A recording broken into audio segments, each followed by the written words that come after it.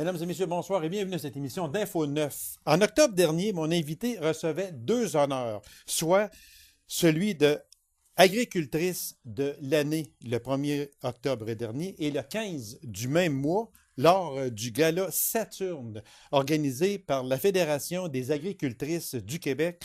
On lui décerne le titre d'agricultrice accomplie. Alors, mesdames et messieurs, avec grand plaisir, je reçois Mme Paulette Châteauvert. Madame Paulette, bonsoir. Bonsoir. Merci d'avoir accepté cette invitation-là, Madame Ça me fait Paulette. plaisir. C'est très gentil à vous. Et, soit dit en passant, Madame Paulette est la mère de M. Sylvain Vachon, le président de l'UPA Abitibi-Témiscamingue, que je reçois ici assez souvent. Oui, Alors, je savais. oui, exactement. Alors, juste une petite parenthèse. D'abord, bravo et félicitations Ben, pour merci. ces 2 titres-là. Merci. Ça fait plaisir de recevoir des titres. Là. Oui. Quand on a... Oui. Moi, je vous connais un peu et je sais que vous avez tellement travaillé fort dans votre vie parce que agricultrice, là, honnêtement, c'est pas facile. Non, c'est pas facile, mais il y a de l'ouvrage à faire qu'il faut la faire. Il faut la faire. Mais j'avais mes ouvrages. OK. Moi, Ouvrage spécifique. Ben, spécifique. Ou à Parce peu que près. moi, la machinerie, j'ai pas beaucoup travaillé OK. avec ça. Moi, c'était Ça, plus c'était les M. animaux. Vachon. Les animaux, oui. Donia Vachon. Donia avec votre mari. mon mari avec Sylvain, puis un employé. Voilà. Mais c'est quand même...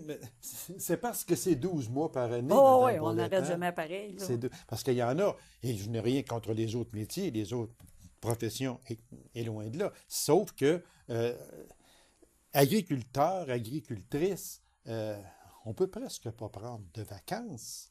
Ben, peut-être l'hiver un peu, peut-être, mais Ben, quand le printemps arrive, des champs, Ah, des ouais, semences, etc. quand on avait nos vaches à lait, c'était plus difficile de prendre des vacances. Mais OK. quand Sylvain embarquait avec nous autres, OK, là, on c'était était un petit peu plus libre un peu. c'est ça. OK, exactement. C'est ça. Le premier titre, agricultrice de l'année, c'était nommé par qui? Ça, c'était le syndicat des agricultrices. Ça, c'était en 90, là. Oui, OK. Ça, c'était le syndicat qu'on organisait un gala pour l'agricultrice de l'année. Mais il y avait une agricultrice dans chaque secteur. OK. Puis dans ce temps-là, il y avait l'Abitibi-Ouest, il y avait l'Abitibi-Est, Témiscamingue, Val-d'Or, toutes les régions, OK. en tout cas. Puis dans ce temps-là, il y avait un syndicat dans le coin, dans le sud de la Sarthe, dans le nord de la Sarthe. OK. Fait qu'on avait beaucoup, beaucoup de candidates. OK. Mais on en choisissait une parmi la gang. OK. Vous avez été fondatrice des agricultrices de Oui. la région. Oui. Comment c'est venu, ça? Vous avez probablement dit une bonne journée. Bon, mais nos maris s'impliquent, sont dans l'agriculture, mais les femmes sont là aussi. Là. C'est un peu ça. C'est que j'ai été nommée conseillère dans le secteur de l'Abitibi-Ouest. OK. Puis j'ai dit à mon président, qui était Jean-Pierre Robichaud dans ce temps-là, j'ai dit, moi, j'aimerais ça faire quelque chose pour les femmes. J'ai dit, nous autres aussi, on travaille ces fermes, puis on est propriétaires, puis il dit, c'est correct, il dit, je vais t'aider. Fait que, au fur et à mesure, on a parlé aux autres secteurs pour qu'il y ait une représentante, puis quand on a signé le contrat, là, on est à 15 agricultrices de chaque secteur dans l'Abitibi-Témiscamingue. OK. Ça s'est fait dans le mois de novembre, je Ça pense. veut dire qu'on vous doit de cet organisme-là, autrement dit. Ouais, si on peut dire. Prenez-en oui, c'est... Si on peut dire. On vous doit ça, c'est moi qui madame. l'ai eu l'idée. Et vous avez été aussi conseillère de la municipalité oui. à Palmarol? Oui. OK. Puis, aussi, vous avez siégé sur l'UPA Abitibi-Ouest, c'est ça? Bien, on siégeait en tant que présidente. OK, Je n'étais OK. pas présidente, c'était pas Non. moi qui siégeais au sein de l'UPA OK. régionale. OK. C'était Danielle Labrie qui était notre présidente, puis c'était elle qui représentait les agricultrices. La ferme Québec, c'était Oui. votre ferme qui Oui. a été vendue à votre fils, c'est ça? Un don, peut-être? On s'arrangera. On s'arrangera. En tout cas, oui, oui. c'est lui qui est Mais propriétaire. aujourd'hui, c'est Sylvain qui a la ferme, Sylvain qui est président de l'UPA Oui. Abitibi-Témiscamingue, comme je disais, que je reçois ici assez souvent parce que ses propos sont toujours très à point. Ah, il est très bon. Il connaît ses dossiers, comme Oh, on dit. oui. Alors, puis quand on parle ici de, propriétaire, je vais marquer 3e génération, mais vous m'avez corrigé, c'est 4e génération? Sylvain, il est la 4e. 4e génération. C'est le grand-père Adonia qui a parti cette ferme-là. OK. Puis en 2019, ça va faire 100 ans Ouais, que c'est ça, son exactement. grand-père avait parti la ferme à Ah, Palmarol. c'est pas n'importe quoi, là. Puis c'était un colonisateur, là. C'était le premier propriétaire de cette terre-là, là. OK. C'était... Il s'appelait Philibert. Au début de tout, vous aviez 20 vaches laitières. Ça, c'est à l'origine de la ferme. Oui. Et maintenant, elle en compte plus de 250. Oui, mais là, c'est plus à lait, là. Ouais, c'est plus à lait. bœuf. On a transféré ça en 2003. OK. On a vendu le quota puis les vaches, puis on a acheté des vaches à bœuf. Fait que ce que Sylvain a aujourd'hui, ce ne sont pas des vaches laitières. Non. OK. Ça a été Non. C'est transformé. ça. C'était quoi l'idée? Bah, Simplement... pour avoir un petit peu plus de liberté. OK. Oui, parce que les fermes laitières, On c'est a sûr fait le que... transfert, là. OK. La ferme Québec, est-ce que ce nom-là a toujours été... Est-ce Oui. que c'est à partie... C'est à Québec, qui partir veut en dire 60. quoi? Québec? Québec. Est-ce Québec. qu'il y a... OK.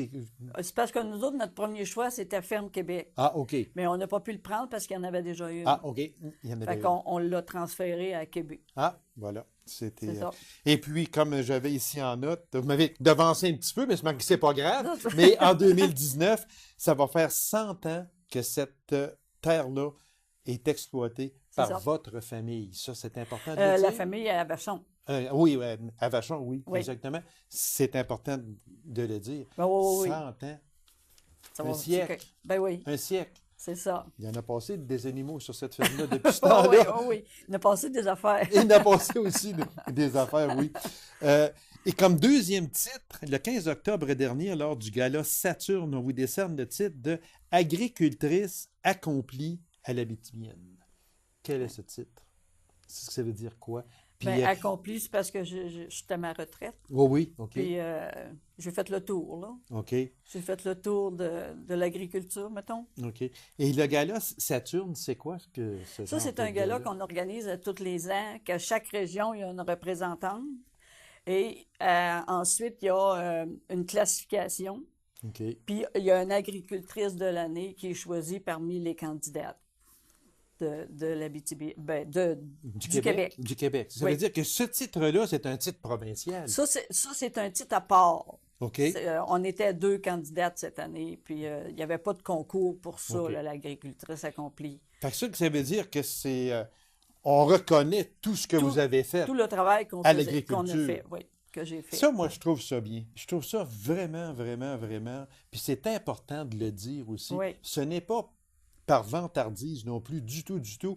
C'est que, au moins, c'est reconnu ce que l'épouse Oui. va faire sur la ferme. Oui, puis ça, c'est pas le seul titre qu'il y a, là. Il y a des... à ce gala-là, il y a toujours une agricultrice, une jeune agricultrice. Ça a toujours entre 20 et 30 ans, là. Ensuite, il y a des boursières. Parce qu'il y a des filles qui sont à l'école d'agriculture, puis on leur donne des bourses. Il y a toujours 2 bourses de 500 $. Après ça, il y a l'agricultrice passionnée, puis l'agricultrice de l'année. Puis là, ils ont rajouté accompli, mais ça, c'est pas... C'est dans la catégorie, mais c'est pas... on n'est pas en concurrence, là, avec d'autres. En tous les cas, bravo. Bravo, Merci. là, aux personnes qui ont décidé de rendre hommage aux agricultrices, parce que moi, je suis persuadé d'une chose, je n'ai jamais vécu sur une ferme, mais je sais une chose que je dirais que à 100%, si l'épouse n'est pas là, il se peut que ça Manque marche un maillon. peu. Oui, exactement. Et le mot est juste, il manque un maillon. Ouais. Exactement. C'est vrai, parce que elle est là pour aider, elle est là pour inspirer, C'est elle ça. est là pour... elle est là, tout simplement. Elle Elle est est là. présente. Et, C'est ça, elle puis est il faut le présente et dire. propriétaire. Oui, parce que c'est vraiment un bel honneur. Félicitations à vous encore, Madame Merci. Paulette. Maintenant, à la retraite, Oui, avec votre mari, oui. une belle retraite dorée. Bon, Oui, ça, on peut dire. ça, on peut dire. On fait plus qu'est-ce qu'on veut, là. En tout cas, moi, une chose est certaine, et je me permets une petite anecdote, c'est que Madame Paulette, elle demeure voisine de chez nous. Puis, laissez-moi vous dire qu'elle ne chôme pas. Ça, je peux vous dire ça parce qu'elle est toujours en action tout le temps. C'est vrai, vous êtes toujours Puis en je suis action. souvent partie, hein? Ah, mais là, je vais me garder une petite gêne, OK? Ben, je vois à Panama Eh de ben temps oui, en temps, exactement, tu sais. oui. Voilà. Mais Si c'est Fils que a j'aime, besoin, il c'est m'appelle. c'est que vous êtes très active encore Oui. aujourd'hui, Oui. et c'est ce qui est important. Madame Paulette, merci pour tout le travail accompli lorsque vous aviez votre ferme et encore plus. Et également, merci à votre conjoint, Idonia Oui, Vachon. oui. C'est très important de le spécifier. Parce que je serais pas sa ferme-là si Voilà. je n'avais pas été mariée avec. Voilà, exactement. Alors, merci à vous pour tout ce c'est que moi vous qui avez vous fait. remercie. Puis, merci d'avoir accepté cette invitation. Ça m'a fait plaisir. Ben, c'est partagé, madame. Alors, merci beaucoup. Une courte pause, on revient immédiatement après. Restez avec nous.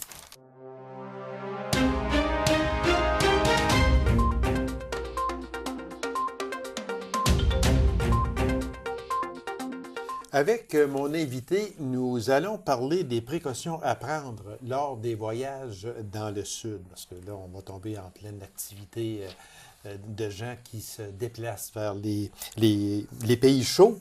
Et puis, on va parler aussi des antibiotiques, des vaccins, puis un peu tout ce qui concerne là, l'état grippal également. Fait qu'on va tout parler de ça avec mon invité de la pharmacie Brunet de la Sarre, Mme Sylvie Larouche. Madame Sylvie, bonsoir. Bonsoir.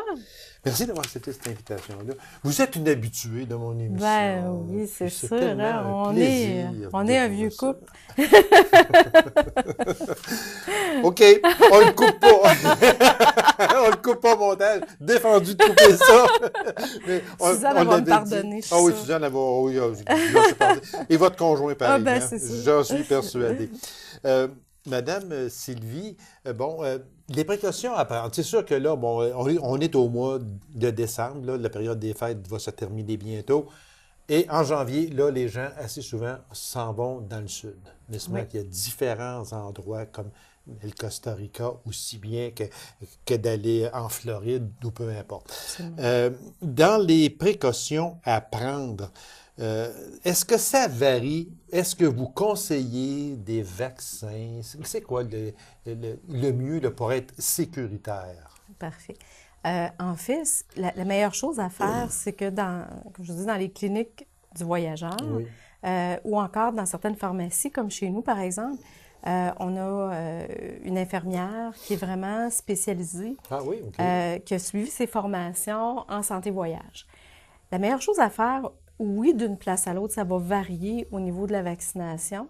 Il faut prendre compte un petit peu, il faut tenir compte, en fin de compte, de ce que vous avez déjà reçu comme vaccin par le passé pour d'autres voyages ou où est-ce que vous en êtes actuellement. Si vous avez votre carnet de vaccination, cahier très important, à ce moment-là, peut-être l'apporter, prendre rendez-vous, l'apporter.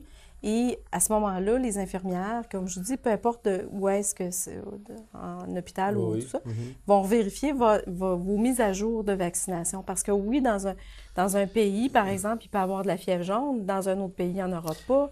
C'est ça qui arrive, c'est que, bon, on va donner un exemple vite, là. La personne qui s'en va en Floride n'aura pas le même vaccin peut-être que la personne qui s'en va dans un autre pays chaud, beaucoup plus au sud, que ce soit en Afrique ou peu importe, là. Ça ne sera pas la même chose, je ne pense pas. Non, pas du tout. Puis, en plus, ça dépend des régions que les gens vont fréquenter. Est-ce qu'ils vont faire un séjour où ils vont faire de l'altitude, où ils vont faire de l'ascension de montagne, s'ils vont aller dans la brousse, ou même dans un même pays comme l'Afrique, il y a vraiment des régions où il y a des différents problématiques qui peut y arriver des problèmes différents dans un même pays finalement.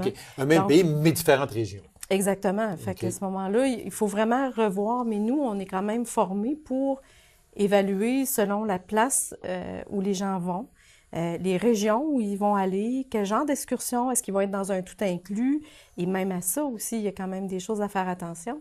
Mais s'ils vont dans un tout inclus, s'ils vont faire des excursions en forêt ou s'ils vont dépasser un petit peu le milieu touristique, à ce moment-là, la vaccination et les précautions à prendre ne sont pas du tout les mêmes. Si on sort en dehors des sentiers battus, autrement dit, exactement. Ça peut arriver. il faut le dire. C'est Oui, ça. oui, absolument. Il faut dire un petit peu. Mais en fait, nous, on a quand même un questionnaire. Fait que c'est sûr que ce ne sera pas quelque chose qui va prendre 2 minutes, là, idéalement. C'est comme je disais, avec l'infirmière. Et nous aussi, on a un rôle à jouer comme pharmacien.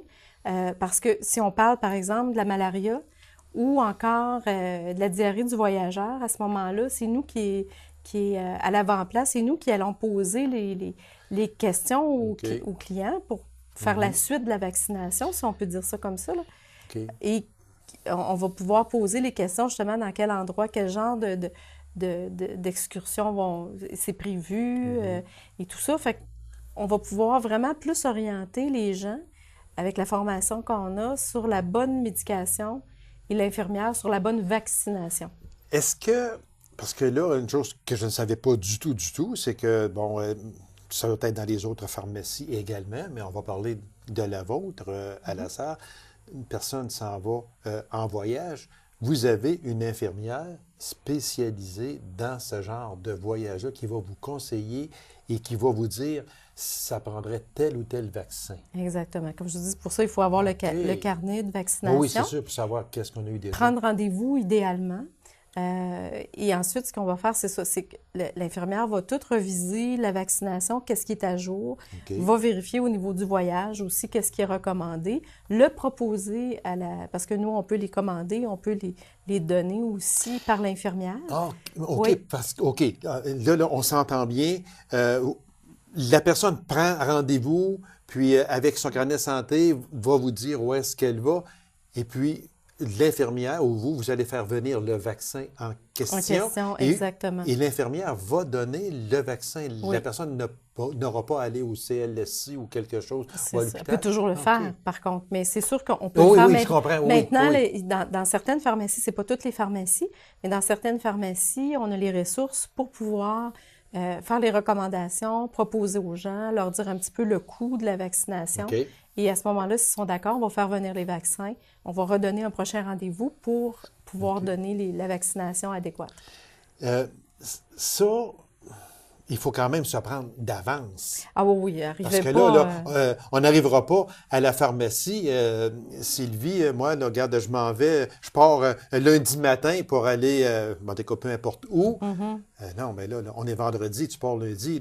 C'est ça, j'ai pas le temps, là. Il y a un problème. C'est ça, il y a des choses que je peux vous servir, mais il y a des choses que je pourrais pas, effectivement, comme faire venir les vaccins, comme c'est des milieux, la vaccination, c'est quand même quelque chose qui est très fragile, qu'il faut garder une chaîne de froid et tout ça. Donc, il faut s'assurer, nous, comme professionnels, je vais vraiment je vais faire la commande en temps et lieu pour avoir votre vaccination à temps, mais il faut me laisser un petit peu de chance, par exemple. Fait que oui, si vous le savez d'avance et vous voulez mettre à jour votre vaccination, à ce moment-là, venez prendre rendez-vous quand même tôt avec l'infirmière. Parce que d'abord, ou avec nous. Là, parce que d'abord, on sait qu'on va aller en voyage. On ne décide pas ça aujourd'hui, on part demain. Là. C'est ça. Il y en a qui sont chanceux qui le font peut-être. Ah, OK. En général, c'est bien planifié. En général, exactement. C'est ça. Oui. Fait que là, vous savez la date que vous partez. Alors, pour informer les gens, là, vous demandez aux personnes qui auront, mettons, aller à la pharmacie pour prendre des renseignements avec le carnet de santé, etc. Exactement. Vous leur demandez un délai de combien de temps là, entre le départ et... Je vous dirais dès que vous le savez. Dès que vous commencez à planifier votre voyage, vous savez où vous allez. Peut-être que ce serait une bonne idée d'en parler tout de suite ou de prendre rendez-vous tout de suite pour savoir un petit peu à quoi vous en tenir. Puis qu'on ait le temps de voir avec vous tout ce qu'on peut vous offrir comme service. Je pense que ce serait la meilleure chose, dès que possible. Dès que possible. Ça veut dire au moins ne pas attendre de donner juste un délai de quelques jours. C'est ça. Puis même si vous n'avez pas votre carnet voyage, parce que c'est arrivé dans le passé, là, même si vous n'avez pas votre carnet de vaccination parce que ça fait trop longtemps, vous avez reçu ça à l'école, ça n'a pas suivi, vous avez déménagé, c'est pas grave. Venez prendre rendez-vous. Nous, on va vous repartir en nœud avec ce qui... On tient compte quand même de la vaccination de la petite enfance, là, mais on va repartir là, pour Ah, la ça peut vaccination. aller aussi loin que ça? Ça peut aller jusqu'au vaccin de la petite enfance? Bien, on va tenir compte, au moins. C'est OK. sûr qu'on n'y va pas dans Non, la je comprends, mais c'est vaccination pour la tuberculose, là, mais je veux dire, je te donne un exemple fictif, là, mais c'est sûr qu'on va quand même... tu sais, il y en a qui se disent, ben moi, j'ai pas de carnet voyage, donc je pourrais pas aller voir la pharmacie. Non, c'est pas grave. On va vous en refaire un, on a des carnets pour ça et on va vous donner la vaccination. On va l'indiquer, en fin de compte. Ouais, qu'est-ce que vous avez reçu au moment où vous les avez... Alors, c'est vraiment important, puis surtout, la destination où l'on va. Oui, exactement. Puis le genre d'excursion que vous planifiez faire et tout ça. Mais Oui, ça, on va vous poser les questions, ça, c'est parce ça. que vous l'avez si bien dit que vous pouvez aller en Afrique, à tel endroit, mais à l'intérieur de ça, vous allez aller dans telle région sauvage ou telle, etc. Et voilà. Ça devient que ce n'est pas... il faut le dire, tout simplement. Oh oui, c'est ça, mais on va vous poser les bonnes questions. Inquiétez-vous pas. Je suis persuadé de ça. Madame Sylvie, oui? Je pense que ça, pour les vaccins, on a fait, fait le tour pas mal. Vous aviez... J'avais une petite... pour les gens, en fin de compte, qui veulent avoir des petits renseignements un petit peu par eux autres mêmes. Sur les sites, il y a un très bon site Internet. www.conseil avec un S, voyage, santé voyage. Excusez-moi, conseil avec un S, santévoyage.com. C'est un très, très bon site fait par une pharmacienne qui est très impliquée au niveau du gouvernement et tout ça. Son site est mis à jour très, très régulièrement et ça peut vous donner quand même des petites pistes. Ils vont poser quelques questions. Il y a un site pour nous, les professionnels, mais il y a un site pour les gens aussi. Extrêmement bien fait. Alors, on le redira tantôt pour que les gens puissent bien le prendre en note pour aller voir. Donc, les vaccins, on demande d'aller avec son carnet de santé si possible. C'est ça, puis, exactement. Pas attendre à la dernière minute non plus de se présenter. Prendre rendez-vous, ce serait encore mieux. Oui, c'est ça. Parce qu'il y a aussi des délais avant que le vaccin soit pleinement efficace dans certains cas. Donc, c'est pour ça qu'il faut que ça soit donné un certain nombre. Des fois, il y a des rappels avant de partir en voyage. C'est un petit peu pour ça qu'il faut prendre un petit peu rendez-vous d'avance dès que possible.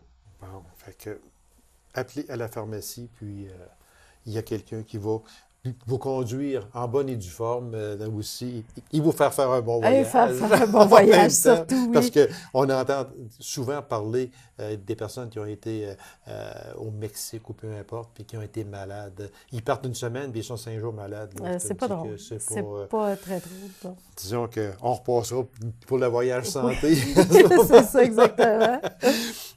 Madame Sylvie, on va parler des antibiotiques.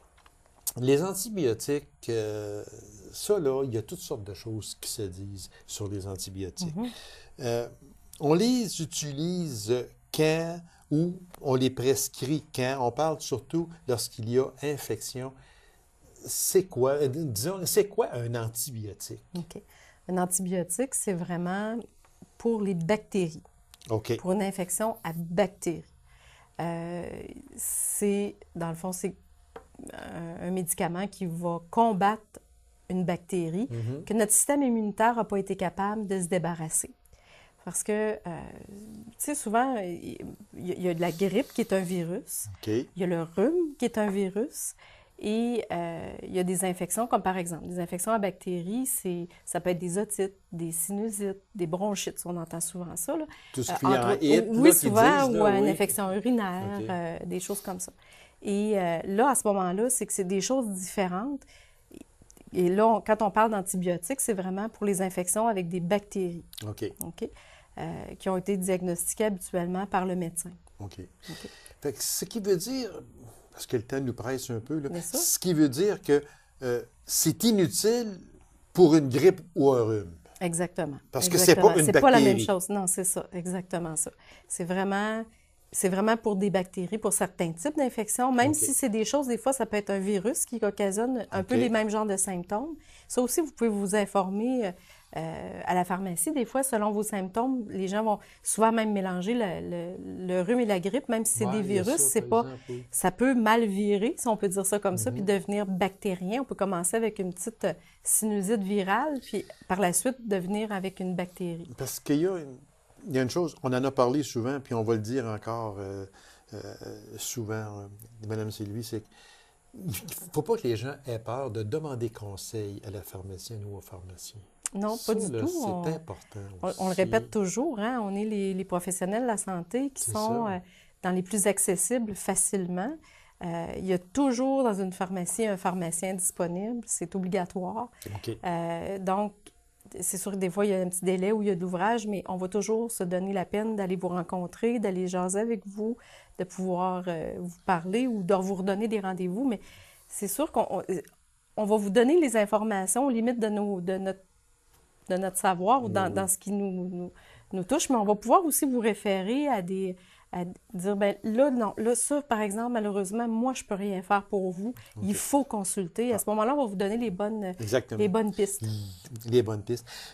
Pourquoi il faut prendre la prescription complète lorsqu'on nous prescrit des antibiotiques? On a dit, même si ça va mieux, il y en a pour 10 jours, prenez-la pour 10 jours et non pas pour 9 jours ou 5 jours. Ah, moi, je fais le bien mieux, je vais arrêter. Pourquoi qu'il faut toutes les prendre? C'est surtout à cause des résistances. C'est que les bactéries, je vais vous donner quelque chose de rapide, là. Okay. Pensez que les bactéries, vous allez les tuer comme il faut à la fin de votre traitement. C'est les derniers jours d'antibiotiques qui vont vraiment éliminer complètement les bactéries. Donc, au début, on les affaiblit, on les atténue. C'est pour ça qu'on file quand même assez bien rapidement. Mais pour les... Tu sais, c'est pas pour rien. Des fois, sur certaines indications, ça a été étudié. Des fois, ça va être 3 jours, 7 jours, 5 jours, 10 jours, 14 jours, 21 jours d'antibiotiques. Ah, mon Dieu, OK, c'est pas pour rien. Oui, absolument. Mais c'est plutôt rare. Oh, là, oui, quand même, il se fait rien. Mais c'est pour ça, c'est qu'on a étudié que c'était vraiment le délai que ça prenait pour se débarrasser, selon l'infection, débarrasser des microbes. Donc, ça veut dire qu'à ce moment-là, si c'est prescrit pour 10 jours, la 10e journée est aussi importante que la première, que la 2e journée. C'est ça que ça veut dire. Oui. Parce que si on arrête trop tôt et que les bactéries ne sont pas encore éliminées complètement ou ils sont juste affaiblis, ils vont reprendre du poil de bête et ils risquent de se faire une carapace, ils risquent de se faire une résistance à l'antibiotique qui est en cours. Donc, des fois, il y en a qui vont en prendre quelques jours, ils vont arrêter parce qu'ils croient filer bien. Et, oups, tiens, ça recommence. Il y en a qui vont même... il y en a qui vont reprendre le restant de leurs antibiotiques, mais ça ne fonctionne plus. Ça ne fonctionne pas. Et là, parce qu'il y a eu un délai entre les deux. C'est ça. Et là, à ce moment-là, c'est fort probablement que les mêmes bactéries qui reviennent ne seront pas sensibles aux antibiotiques, les mêmes antibiotiques. Oui. Madame Sylvie, merci infiniment. C'est toujours très intéressant. Il y a tellement... La santé est un monde. C'est un monde. Alors, merci beaucoup. Je vous souhaite de très joyeuses fêtes. Puis on va se revoir en 2017. Bien oui, bien sûr. Un vieux couple demain. Oui, il faut se revoir. Absolument. Merci beaucoup, Madame Sylvie. Alors, mesdames et messieurs, c'était la dernière émission de 2016. Alors, passez de très belles fêtes. Soyez prudents. N'oubliez pas jamais, Opération Nez Rouge est toujours en fonction. Et revenez-nous en janvier prochain. Au revoir et merci.